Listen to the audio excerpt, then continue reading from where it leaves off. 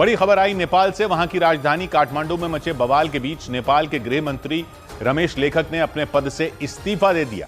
इसके अलावा वहां जारी प्रदर्शन में जान गंवाने वालों का आंकड़ा भी 20 हो गया।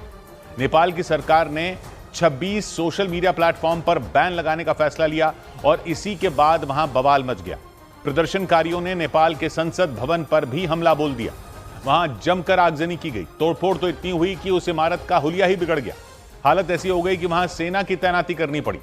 काठमांडू में तो नेपाल की सरकार ने कर्फ्यू तक लगा दिया, क्योंकि नेपाल की राजधानी काठमांडू में हजारों की तादाद में प्रदर्शन कर रहे युवा प्रदर्शनकारी नेपाल के संसद भवन में घुस गए। नेपाल की सरकार ने व्हाट्सएप, यूट्यूब और इंस्टाग्राम समेत 26 सोशल मीडिया प्लेटफॉर्म पर बैन लगा दिया। इसी के बाद वहां विद्रोह भड़क उठा। इस प्रदर्शन का नाम जेन जी रेवोल्यूशन रखा गया। जेन जी साल 1997 से लेकर साल 2012 के बीच पैदा हुए बच्चों को कहा जाता है, यानी अब वो जवान हो चुके हैं। माना जा रहा है कि नेपाल में इस प्रदर्शन की अगुवाई इन्हीं युवाओं ने की। नेपाल की राजधानी काठमांडू में हुए इस प्रदर्शन में 18 प्रदर्शनकारियों की जान चली गई।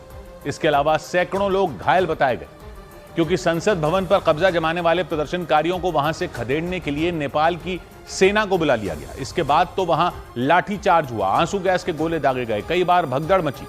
संसद भवन के सामने प्रदर्शनकारियों ने आगजनी भी की।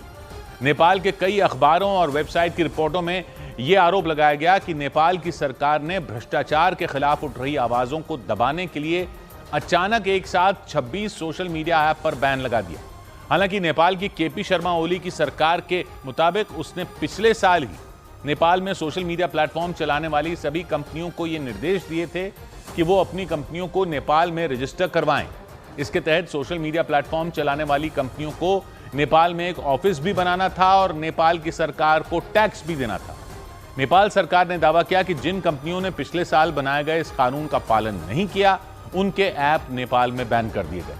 हालांकि प्रदर्शनकारियों ने दावा किया कि उन्होंने पिछले कुछ दिनों से नेपाल में चरम पर पहुंच चुके भ्रष्टाचार के खिलाफ सोशल मीडिया पर आवाज उठानी शुरू की। इसी वजह से सरकार ने कई सोशल मीडिया प्लेटफॉर्म बैन कर दिए। इसी के विरोध में वहां के हम ही नेपाल नाम के एक संगठन ने रैली निकालने का फैसला लिया। और जैसे ही वो रैली नेपाल के संसद भवन के सामने पहुंची, वहां बवाल मच गया। किसी तूफान की तरह बढ़ते प्रदर्शनकारियों ने नेपाल के संसद भवन के एक हिस्से में आग लगा दी। वहां से धुआं उठता नजर आया। इस हंगामे को संभालने के लिए नेपाल की केपी शर्मा ओली सरकार ने वहां सेना की तैनाती कर दी। सेना के जवानों ने संसद भवन की सुरक्षा में लगे जवानों के साथ मिलकर वहां जोरदार फायरिंग की।